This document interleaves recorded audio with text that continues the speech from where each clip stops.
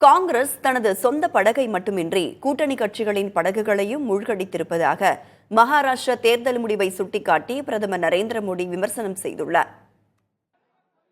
மகாராஷ்டிராவில் பாஜக கூட்டணி அமோக வெற்றி பெற்றதை தொடர்ந்து டெல்லியில் உள்ள பாஜக தலைமையகத்திற்கு பிரதமர் மோடி வருகை தந்தார். அப்போது அவருக்கு தொண்டர்கள் உற்சாக வரவேற்பு அளித்தனர்.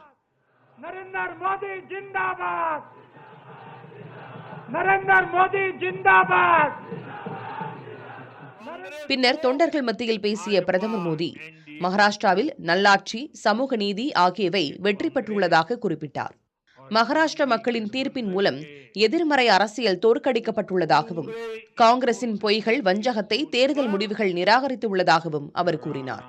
காங்கிரஸ் தற்போது ஒட்டுண்ணி கட்சியாக மாறிவிட்டதாக சாடிய பிரதமர் மோடி, காங்கிரஸ் தனது சொந்த படகை மட்டுமின்றி கூட்டணி கட்சிகளின் படகுகளையும் மூழ்கடித்திருப்பதாகவும் விமர்சித்தார். பல்வேறு மாநிலங்களில் நடந்த இடைத்தேர்தல்களில் பாஜக அதிக அளவில் வெற்றி பெற்றுள்ளதை குறிப்பிட்டு பேசிய அவர், நாடு தற்போது வளர்ச்சியை மட்டுமே விரும்புகிறது என்பதை இது காட்டுவதாகவும் பெருமிதம் தெரிவித்தார்.